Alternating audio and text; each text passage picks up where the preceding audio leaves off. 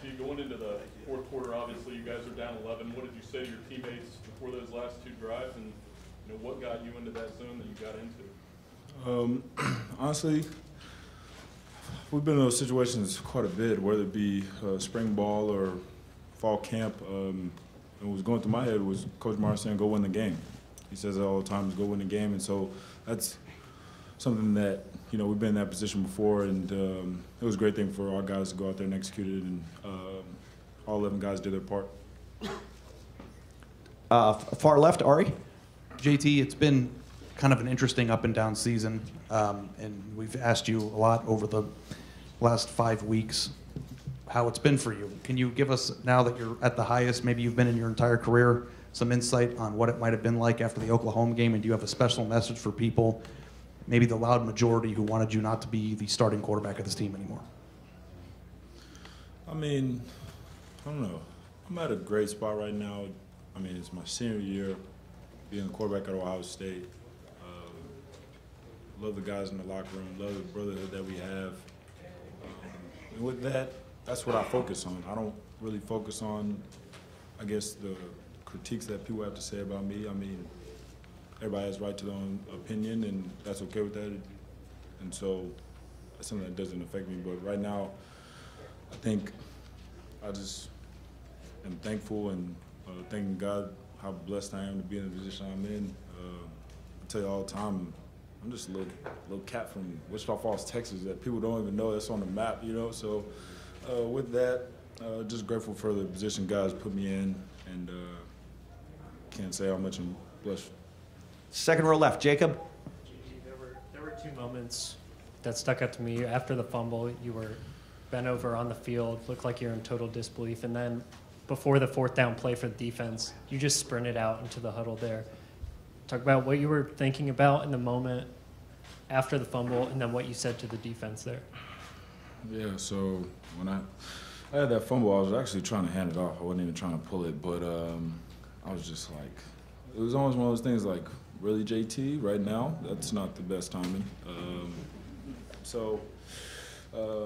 Yeah, but I mean, there was a lot of game left to be played, and then when that fourth down came, when at that time I said the exact same thing. I said to the offense, just go win the game. Like, go win the game.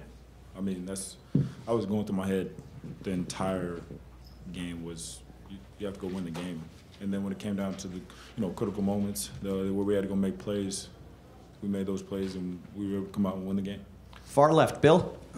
JT, you often say that you're the same guy. You don't feel like you're playing any differently. You look different. The fourth quarter looked different. That completion percentage against this defense, like, were you in a different kind of zone at the end of this game than you've been in before? I don't know, because when you say, like, I'm different, I feel like I would have to be thinking different in order to feel different, but I really don't feel any different, because I'm thinking the same. I'm thinking about, the preparation, what's the down and distance, like all these different things that go into a game. So it's not like I'm telling myself anything new. But no, I think that's what we had to do to go win the game. We had to go, drive the ball downfield, and it took a lot of passes to do that. And so I think the O-line did a great job of, blocking them up front, because those guys, they do a great job of just bull rushing up the middle and then attacking with speed on the edge. So they did a great job handling that, and the guys on the outside made plays. So. I mean, you're a Heisman Trophy candidate now. You might be the front runner. Urban said it's worth talking about now. Just your thoughts on that. He said the H word. I'm gonna say the same thing. That H word. I don't really focus on it. I mean, next week we gotta go beat Iowa, so that's what I'm focused on. Okay, far right over here, Austin. JT, in the fourth quarter, the offense comes alive. The defense gets key stops. The special teams gets, the block there that's key. Collectively, I think that's the effort that you guys have been looking for all season long. What prompted that? How did it all come together? Because it seemed like it was bits and pieces up until that fourth quarter. Yeah, well, I mean, when it comes down to, playing a Big Ten game, it's Penn State, number 2 in the country, at home. Somebody's got to step up and make plays. We also talk about that in the offseason. Well, who's going to make the plays? And I think we have a lot of people on our team that have that burning desire to go make those plays, and I think that's what you want in a team. You want to have a team or people that are shot from those moments. And so people step up and made those plays and had confidence in themselves. And, I mean, at the end of the day, that's what you really want. Tim? JT, on the winning touchdown pass, Marcus Ball broke wide open in the middle. Just give me just your thought as you see that happening. What are your thoughts? Oh, well, while it was happening, I saw the linebacker, I think it was 40, 43. I was like, hey, Jay, just put it over the linebacker and we score. And so I was able to do that.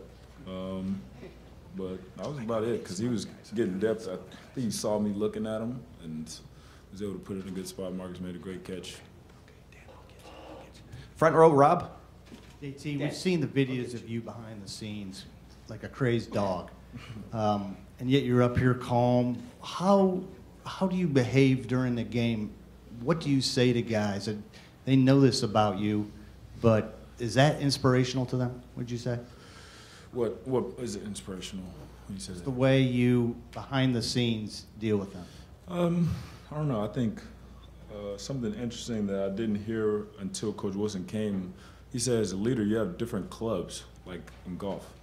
Like you have different ways to go about certain situations, so you just can't come across one way. And that kind of stuck with me. Coach Day agreed with him. So with that, I mean, there's some times where I got to come across aggressive and intense and, get our guys motivated. And other times where you need poise and let everybody know that everything's going to be all right. We just got to, stick together and it's going to work out. How were you in the fourth quarter? Which one of those did you? I was kind of poised, one, just positive energy. Some Coach Day said, go stay up, be positive, and was able to do that. And last question for JT here, and then we'll continue his press conference on Tuesday. Dan. JT, I think Urban called it the Y seam look back is the name of that play. How often do you guys run that, and what look do you want on that? Did you see, and what was your reaction after that? You talking about the last touchdown? Yeah. Yeah, we actually put that in like on Wednesday. We had like 2 weeks to prepare, or I think it was Wednesday or Tuesday, and so with that it was put them in a tight spot, being that they play cover 6, so they play cover 2 in the boundary, and then they got 2 guys running up on them, so that said they had to make a decision, and then the play action definitely helped. But I mean, I'm looking at the safety and see which one he picks, because wherever he does, he's wrong. So. But at the end of the day, O-line did their part in blocking with the play action. That was a gap play action pass, and that's a tough day to do, especially against those guys. And they did their part, and I mean, I just threw it to a wide open person. Great. JT, thank you.